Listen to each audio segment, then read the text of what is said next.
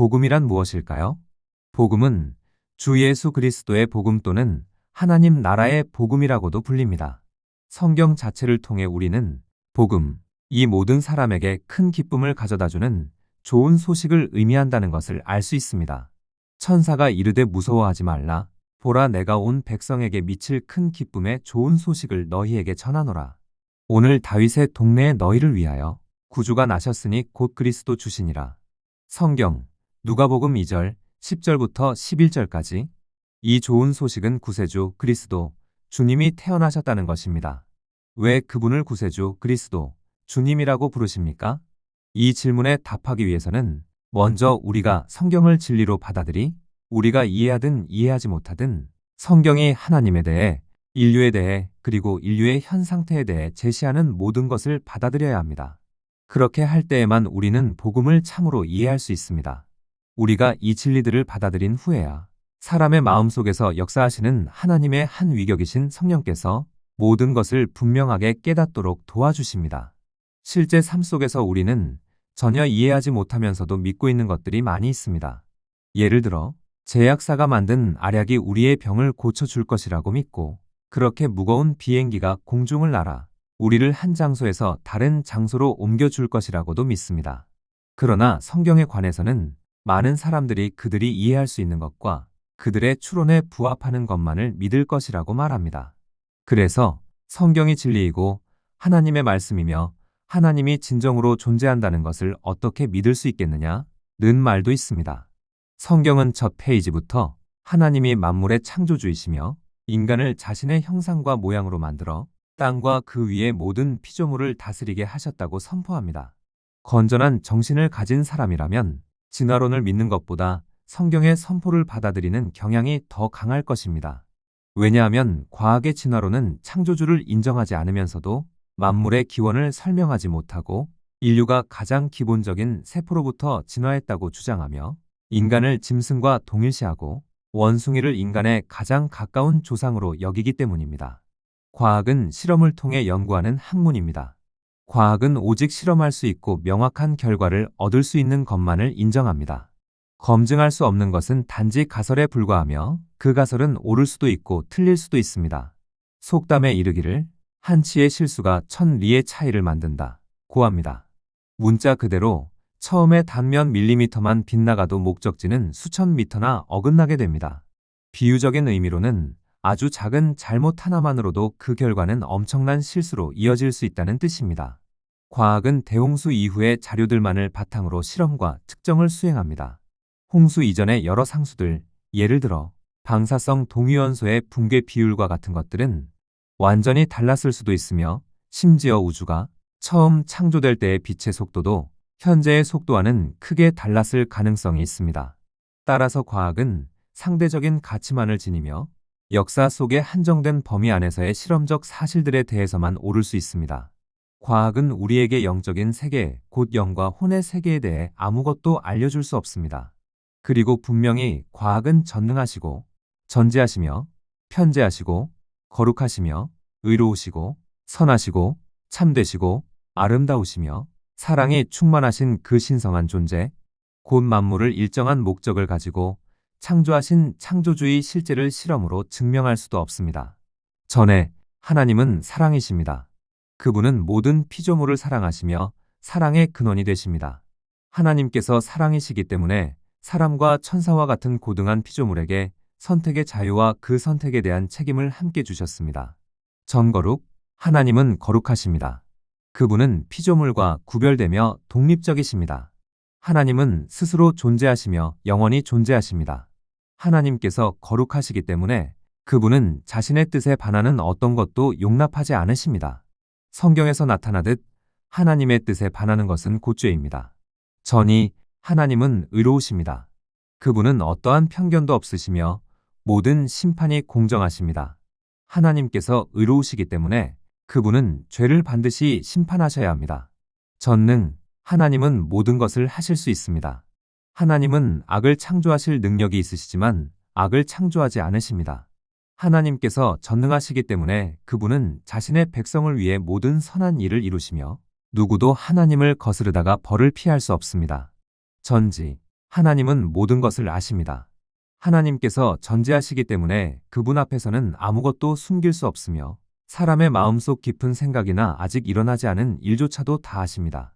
편제, 하나님은 어디에나 계시지만 모든 것 안에 거하시지는 않습니다. 그분은 오직 자신에게 속한 자 안에만 거하십니다. 하나님께서 편재하시기 때문에 아무도 하나님으로부터 도망칠 수 없습니다. 전선, 하나님은 악을 창조하지 않으시며 악을 용납하지 않으십니다. 악은 하나님의 본성과 뜻에 반하는 것입니다.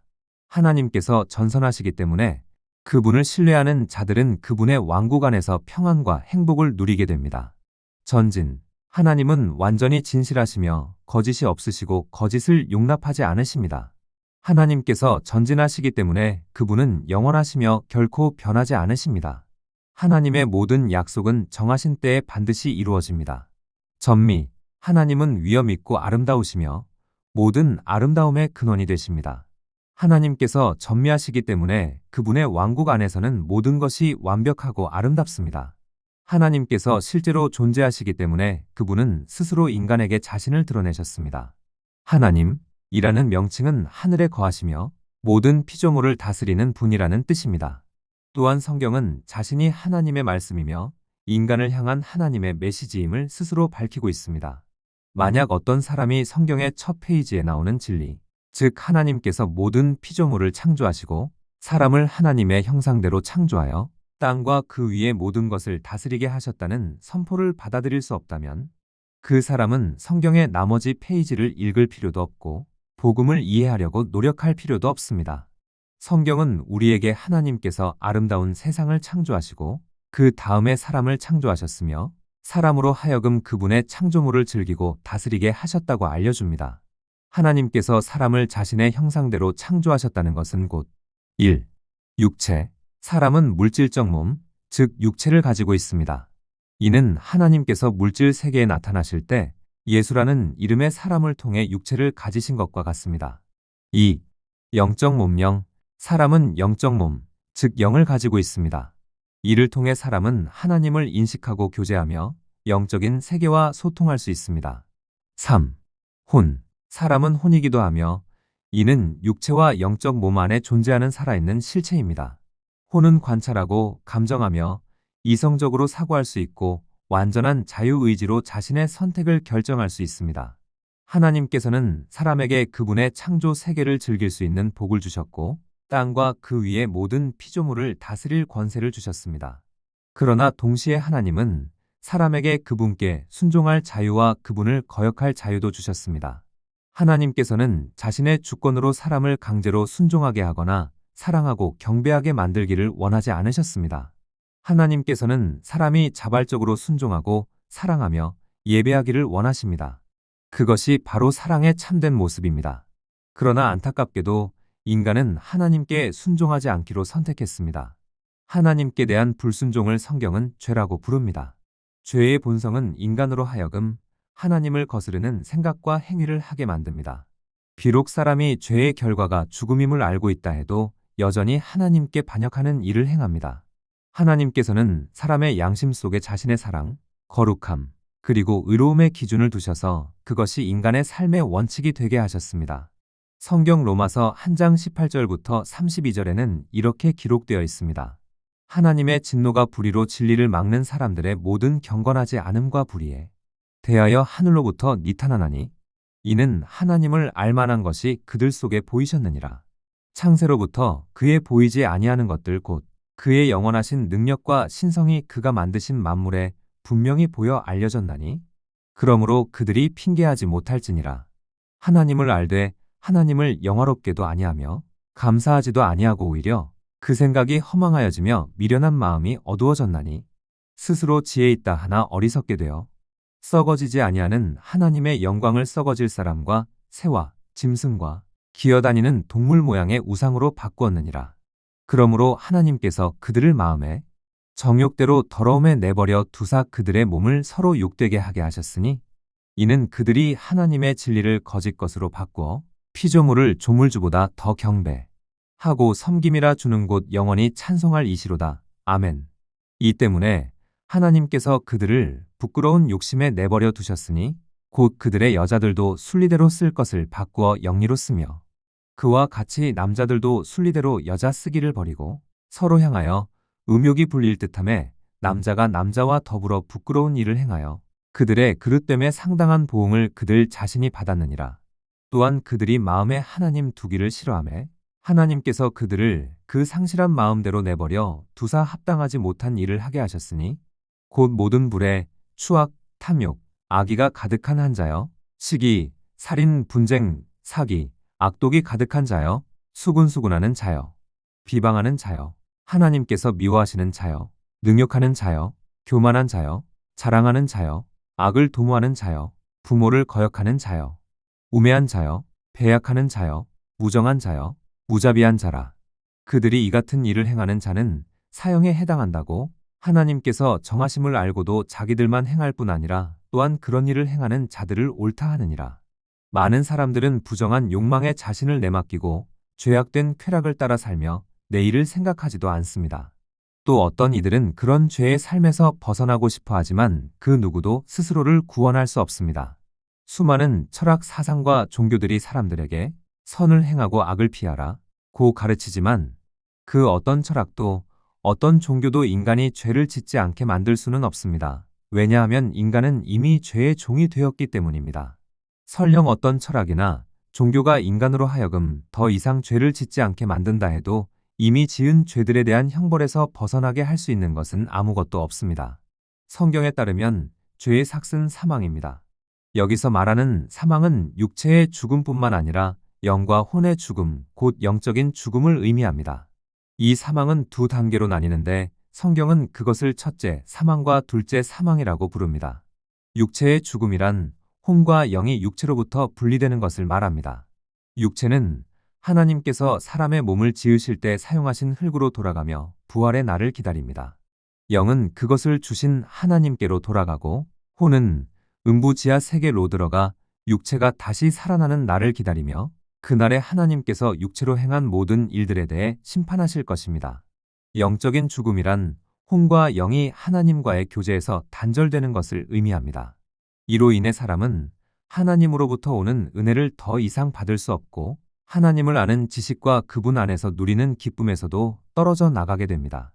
첫째 단계의 죽음은 일시적인 단계입니다.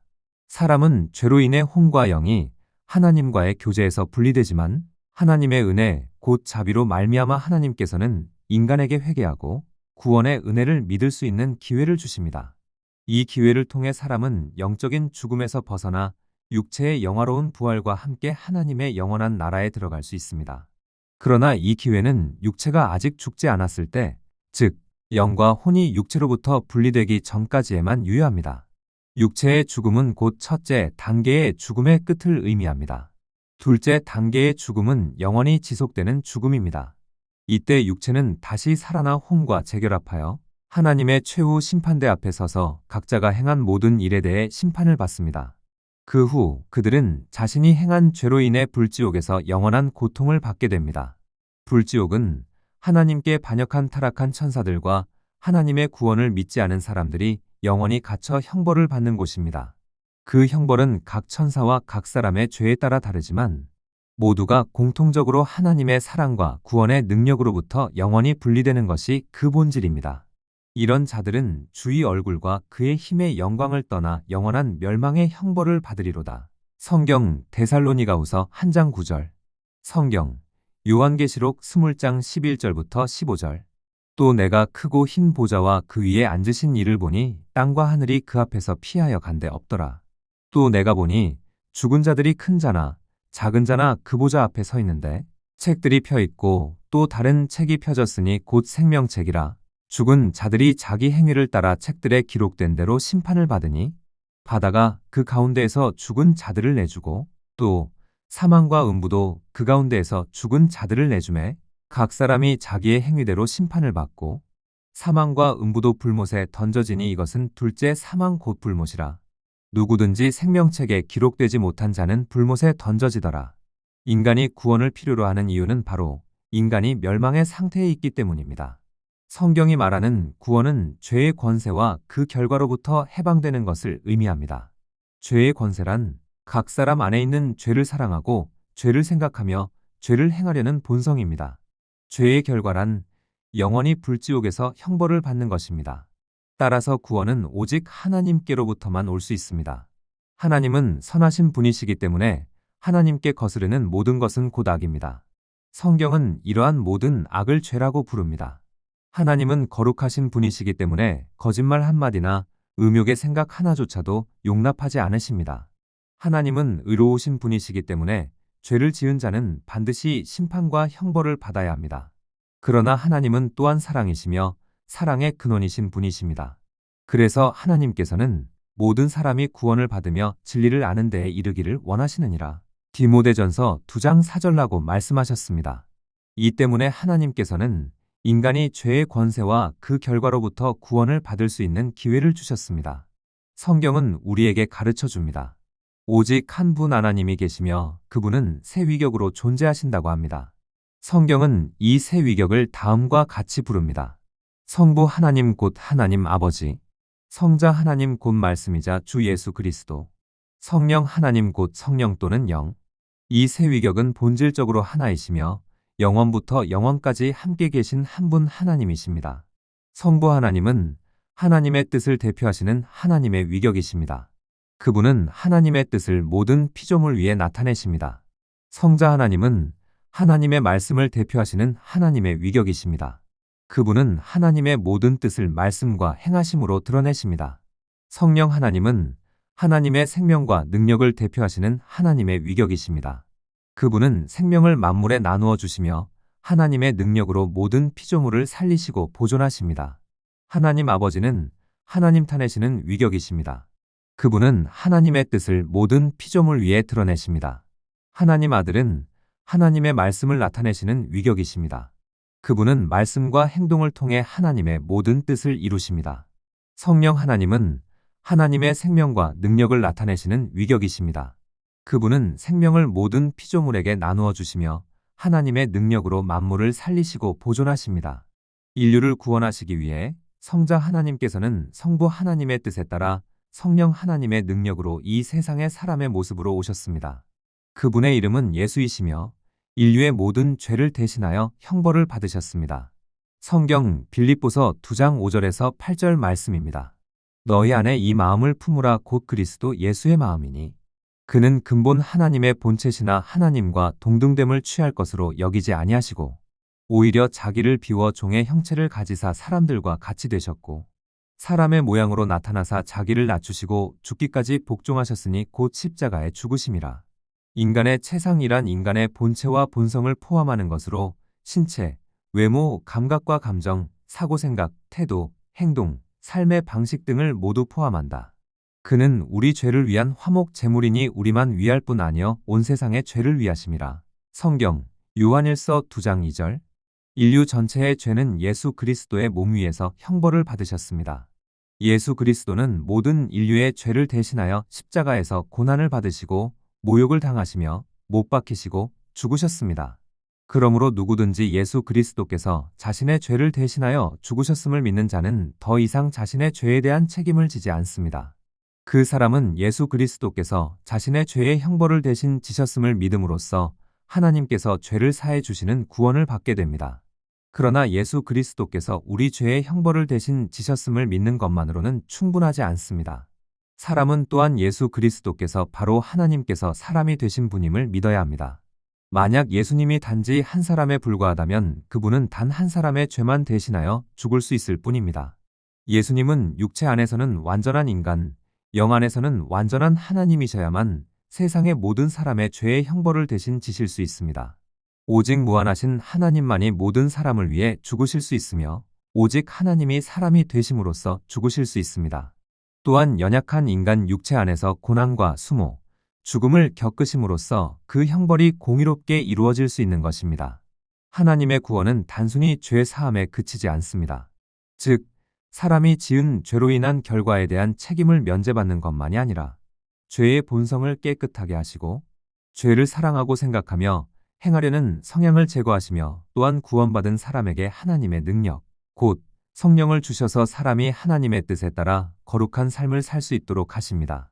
하나님의 구원은 다음과 같습니다. 1.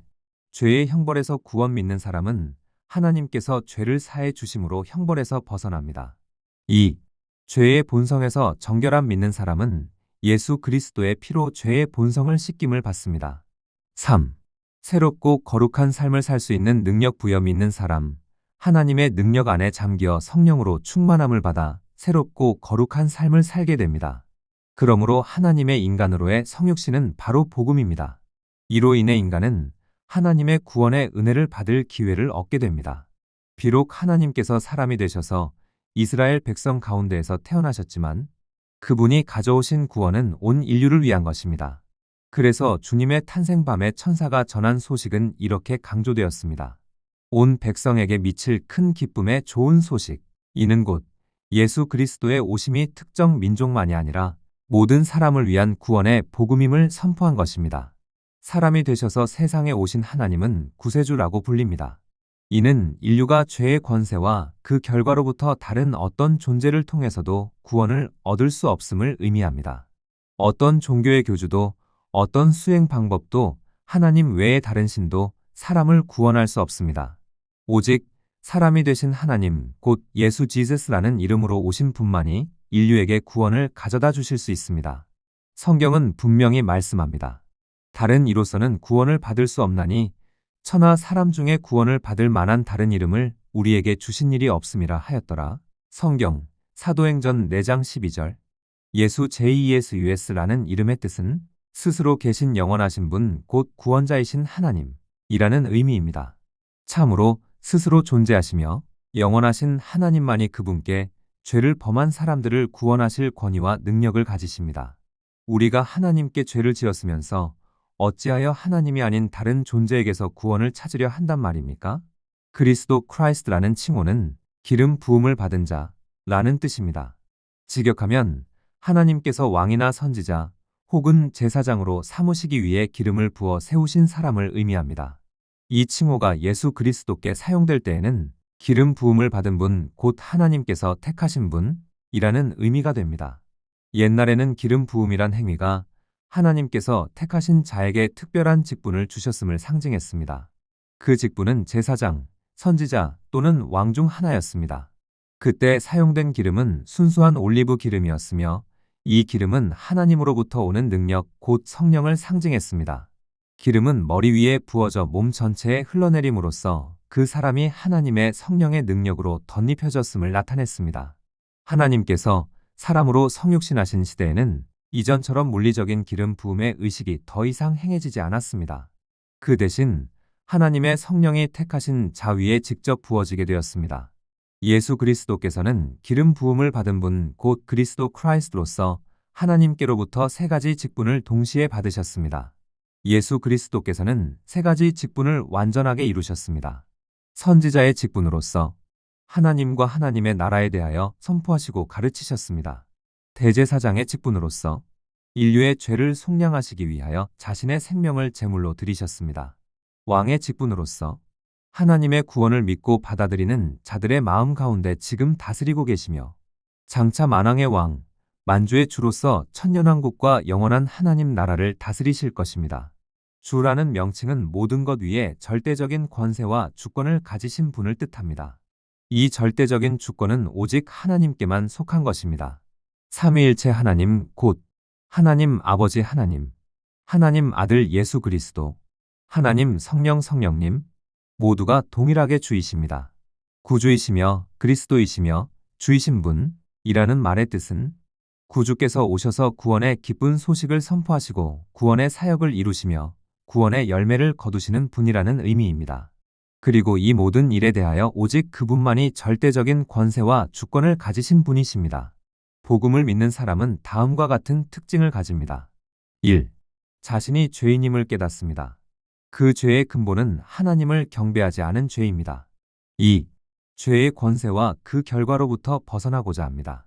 즉, 죄 속에서 계속 살기를 원하지 않으며 멸망하여 영원히 불지옥에서 고통받기를 원하지 않습니다.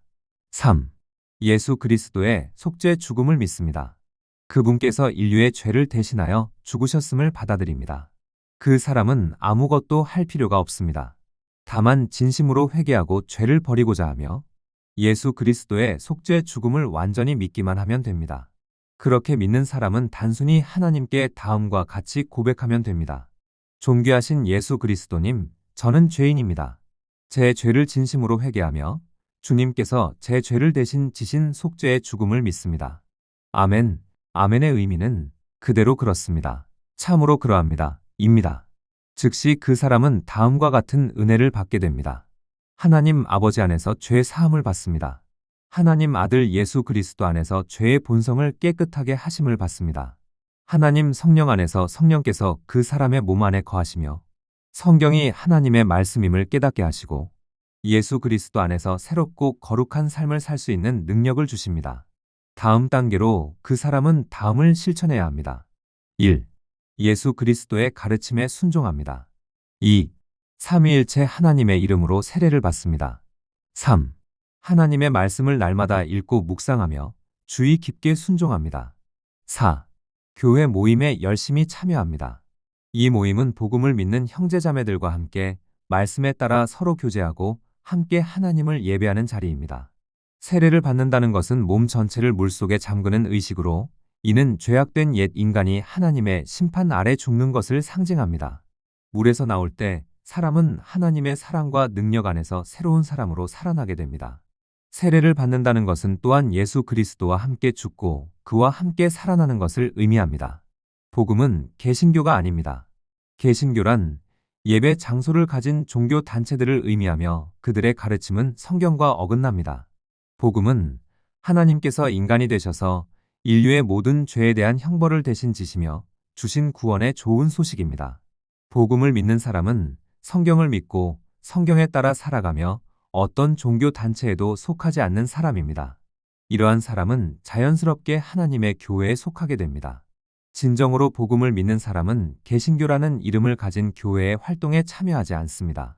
이미 그 교회들이 하나님의 말씀을 올바르게 가르치지 않고 하나님의 계명을 지키지 않으며 위선으로 가득 차 있다는 것을 알았다면 왜 그들에게 시간과 노력 그리고 돈을 낭비하겠습니까?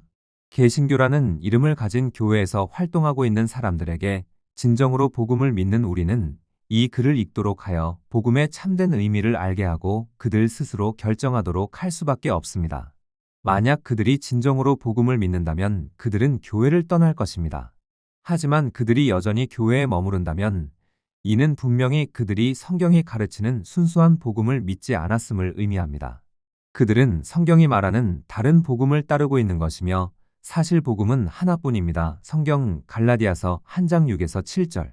복음은 하나뿐이며 복음이거나 아니거나 둘 중 하나입니다. 교회에 남아있는 사람들과 우리는 교제를 나눌 수 없습니다. 그들은 진리를 알면서도 믿지 않고 여전히 인간의 전통과 전해진 가르침을 따르고 있기 때문입니다. 그들을 떠나보내고 대신 진리를 필요로 하는 다른 사람들에게 진리를 전하는 데 시간을 사용해야 합니다. 유다서 20-23절. 사랑하는 자들아, 너희는 너희의 지극히 거룩한 믿음 위에 자신을 세우며 성령으로 기도하며 하나님의 사랑 안에서 자신을 지키며 영생에 이르도록 우리 주 예수 그리스도의 긍휼을 기다리라. 어떤 의심하는 자들은 긍휼히 여기라. 또 어떤 자를 불에서 끌어내어 구원하라. 또 어떤 자를 그 육체로 더럽힌 옷까지도 미워하되 두려움으로 긍휼히 여기라. 아직 복음을 믿어본 적이 없는 사람들을 위한 질문. 당신은 죄의 권세와 그 결과에서 벗어나 하나님의 자녀로 돌아가고 싶습니까? 하나님의 나라에서 부활과 영생의 행복을 받고 싶습니까? 원하신다면 복음을 믿으십시오. 원하지 않는다면 우리는 더 이상 드릴 말씀이 없습니다. 개신교를 따르고 있는 사람들을 위한 질문. 당신은 복음의 참된 의미와 참된 복음을 믿는다는 것이 무엇인지 들어본 적이 있습니까? 당신은 개신교를 버리고 예수 그리스도의 참된 복음을 믿고 싶습니까? 원하신다면 오늘 바로 실행하십시오. 원하지 않는다면 우리는 더 이상 드릴 말씀이 없습니다. 이것이 하나님께서 당신에게 주시는 마지막 부르심일 수 있습니다. 그분께서 당신을 완악하게 하시거나 당신의 생명을 거두시기 전에 말입니다. 복음을 믿고 살아가는 성도들을 위한 축복의 말씀. 사랑하는 주 안의 형제자매 여러분, 저희는 여러분이 날마다 하나님의 말씀을 더욱 깊이 이해하고 하나님의 사랑과 능력을 날마다 더욱 경험하시기를 축복합니다.